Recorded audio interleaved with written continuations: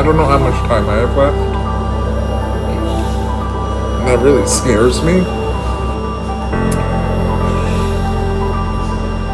See, I almost didn't want to say that out loud because I'm the type of person that I don't want to put things out there into the universe.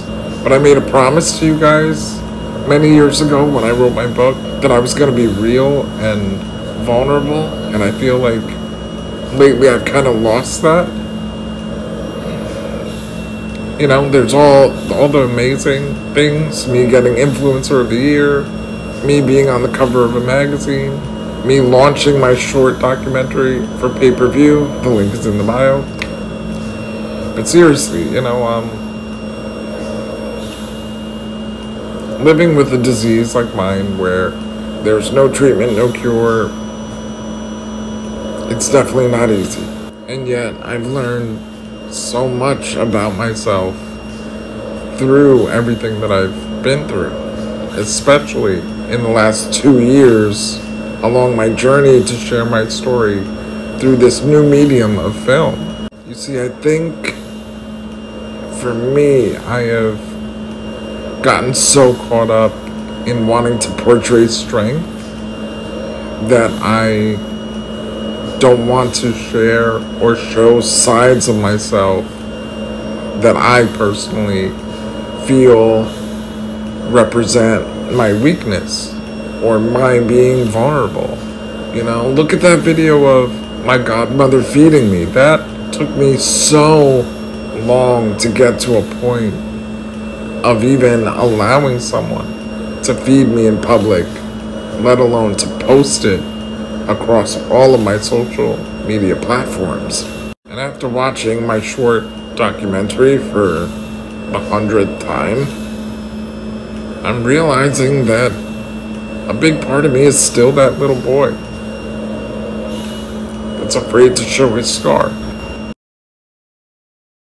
I realize that there's still so much of my life that I am not letting you in on, and I want to change that.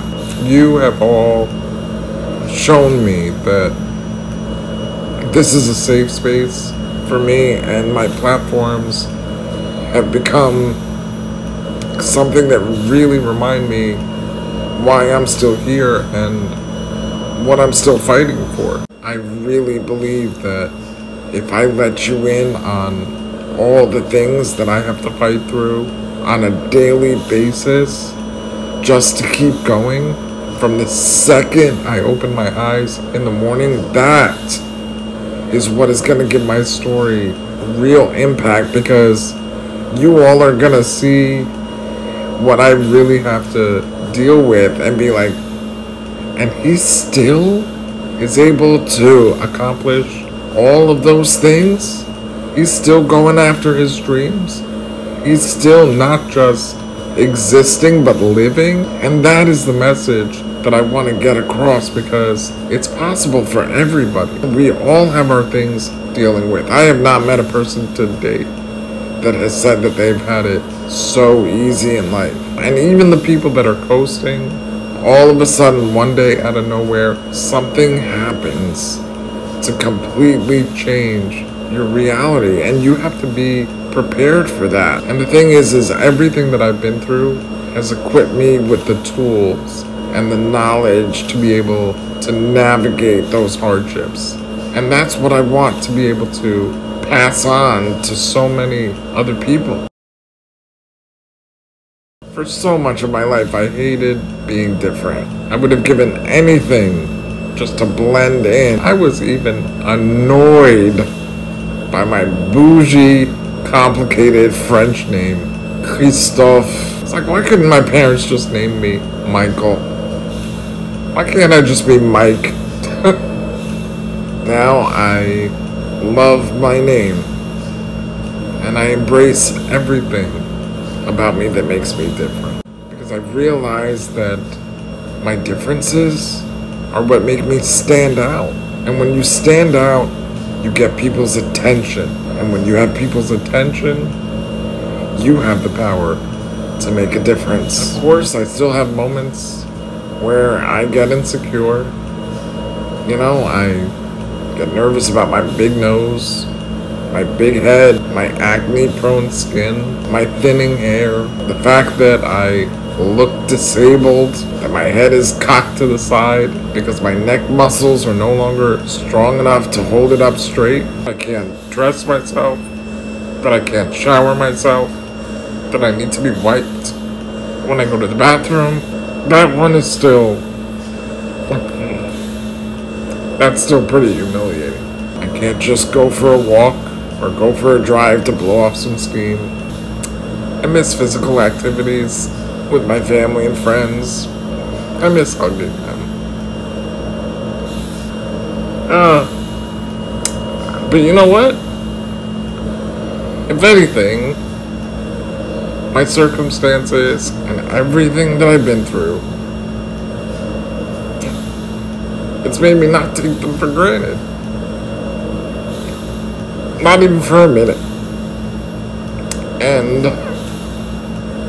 I appreciate them so much more than I don't know if I really would have. Every second of every day, I am reminded of my limitations and the things I can't do on TV, social media, in real life. And so you can imagine the work I had to put in to be able to get through my days and not be completely consumed by that, and not get sad, resentful, jealous, angry, depressed, all the things. Instead, I've learned to kind of redirect and refocus my thinking into appreciating all the different aspects of life that I'm still able to. For example, sitting outside on a nice day, even though I'm still in a wheelchair, like I sit and I love feeling the sun on my skin, the wind, listening to the sounds of the animals. I'm not at the point yet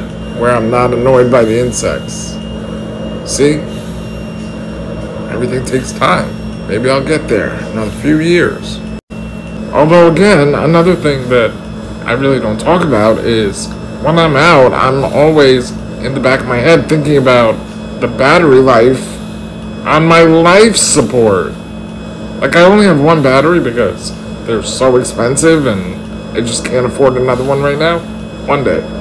But still, like, you know, even though I do have a power supply, but this is my life support.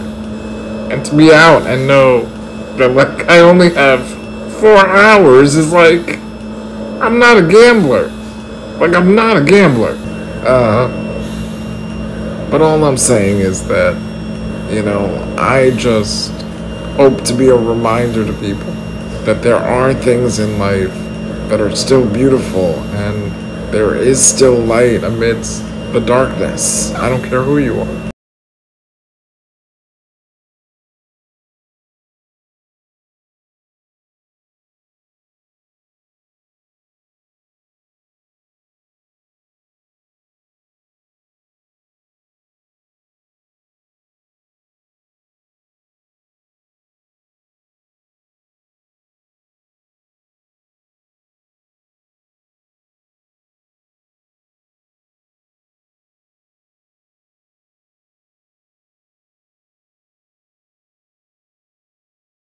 So I want you to do me a favor, hit that notification bell so you can stay up to date as I share more and I get deeper with all of you. You know, we can hold each other accountable on this crazy journey we call life. If I show up, you show up, because I know if I can, you can. And you know, going over my analytics, which I do almost every day with the producer and co-content creator, marketing strategist, Jennifer Cascardo, I've noticed that, you know, a lot of you just pop on, but you don't stay, you don't come back, and I'm wondering why that is. So I'm hoping that by sharing more and opening up a little bit, that you guys will stay a little bit longer, subscribe, leave a comment, like, interact with me, because I really, you know, like I said, that really keeps me going and is a huge boost for me. As much as you guys say that I help you, you guys help me a lot too.